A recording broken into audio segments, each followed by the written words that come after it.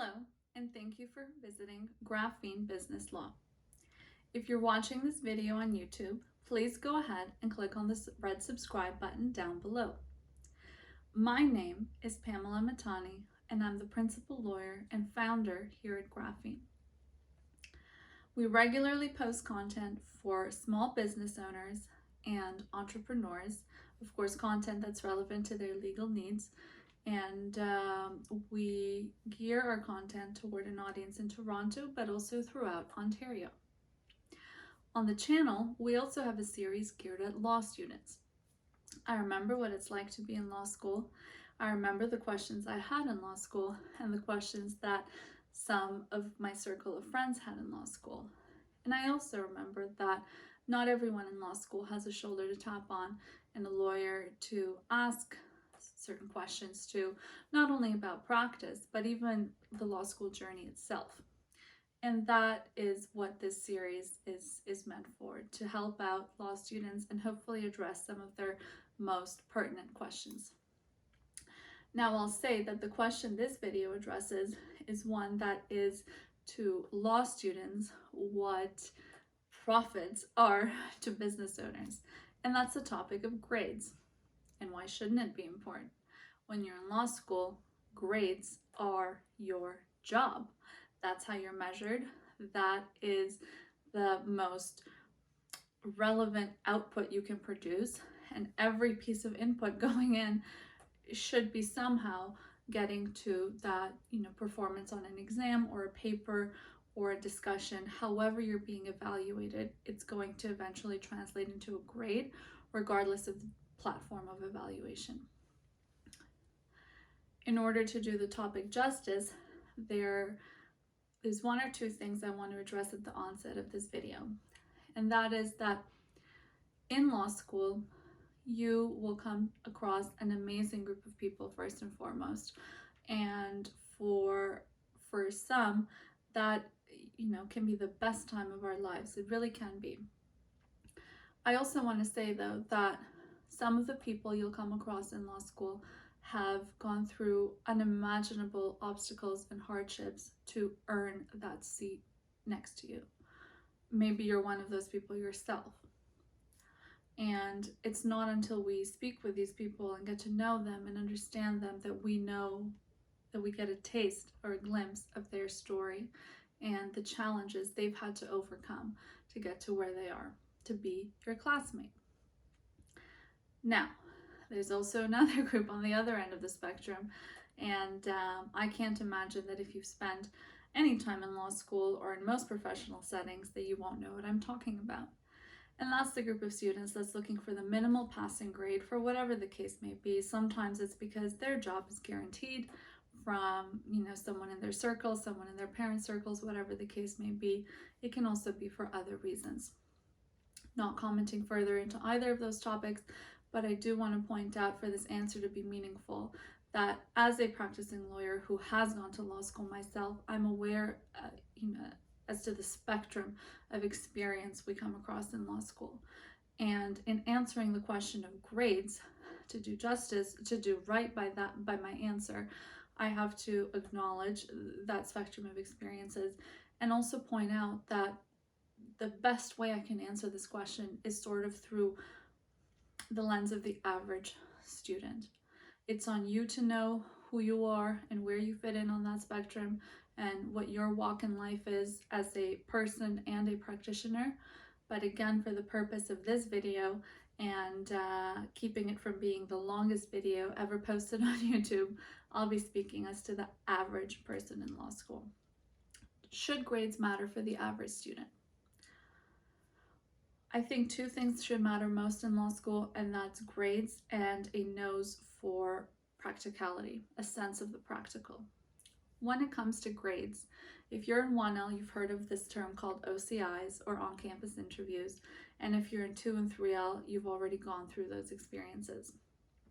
On-campus interviews, from my experience and my observations as regarded my friends and others who I spoke to and were willing, of course, to share with me their experiences, grades for the average student Again, I don't consider the average student to be one who, whose relative or whose parent owns the law firm.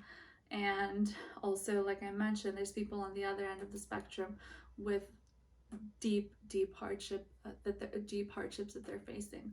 But for the average student, grades I found to be the primary, if not one of the primary filters in landing my classmates those OCI interviews.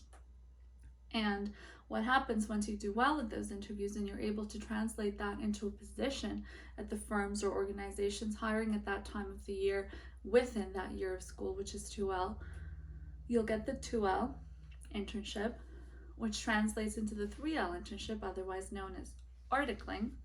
And once you do well at articling, you'll get that junior associate position. All this because you did well in your first year of grades, or your first year of law school, but of course you received good grades in your first year of law school. In that sense, how could grades not matter? Getting a mix of A and B's at most schools, from what I heard from most of my friends, was enough to secure a healthy amount of OCI opportunities, and certainly getting straight A's, seemed to have done the job for, I'll be honest, almost everyone I can think of. I do remember one case where the applicant just had nothing else going on. And again, I'm not here to comment on whether or not that's a good thing or bad thing to only focus on grades, but I do remember hearing of one instance where focusing on only grades was actually, it didn't cut it. But that's one instance, okay? So in that sense of, the setup from OCIs to articling to junior associate, how could grades not matter? It is absolutely to your advantage to do well in first year and try your best. I'll be posting another video hopefully soon on how to do well in 1L, but the fact that you do well is crucial for the average student. Mind you, even the average student, of course, comes into law school with different goals and dreams and aspirations. And that's where the second prong of what I believe matters comes into play, and that's a sense of the practical. If the average student knows for sure that they're going to be a sole proprietor, I hope this isn't too controversial, but what is the point of doing well? What is the point of getting those A's or B's? What is the point? If you know you're going to work for yourself and yourself only, why put yourself through all that when you can, much more easily earn your C's and D's and get your degree? Again, I hope this isn't too controversial, but you can, for much less effort, still acquire a law school degree and use the amount of effort it would have taken you to boost those grades into A's and B's by auditing business courses, for example, at your, every law school is part of a greater institution. So if you know you're going to be a sole proprietor, I would suggest it's to your benefit to audit an entrepreneurship class sometime during your law school, if you're not coming from a business background already, or to audit, an operations course, something business relevant, even marketing. How are you going to market this firm once you start? Okay, so that's where the worlds, the two worlds come together in terms of grades and a sense of what's practical.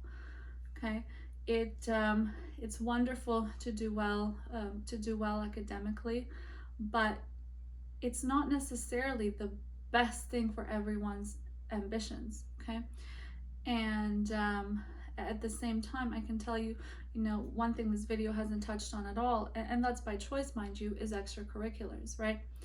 I remember what it's like to be a first year student and be really excited, and I did do fairly well during my law school. I did quite well, actually, but I still remember the excitement of hearing about moots for the first time. Every moot I participated in only took away from studying for an exam, because my days, I suspect much like yours, have 24 hours in them. So how could not pouring hours and hours into a moot, or how could pouring hours and hours into a moot every day not affect academic performance? It didn't take it from A's to C's, but maybe that A minus could have been an A, or that A could have been an A plus, whatever the case may be. You only have so many hours in a day. So that's where the pursuit of grades every time is going to collide with having a nose for what's practical. Everybody wants to do well in school, but some people know, for example, that litigation is just what's running through their blood all the time. Maybe for that person, instead of having, straight A pluses, maybe they can get a few A minuses or even B pluses and really carve up their skill for litigation by participating in real moods with real judges evaluating them. Maybe that's what matters most to you, because you know for sure what kind of practitioner you want to be. Another thing I'll say is that maybe you don't know what kind of practitioner you want to be. And that's an important demographic for me to address in this video, because although I may have known personally, who I wanted to be, I started my career in Bay Street, I did my articles on Bay Street, and I knew that's what I wanted to do. And I knew that at some point down the road, I really wanted to start my own shop.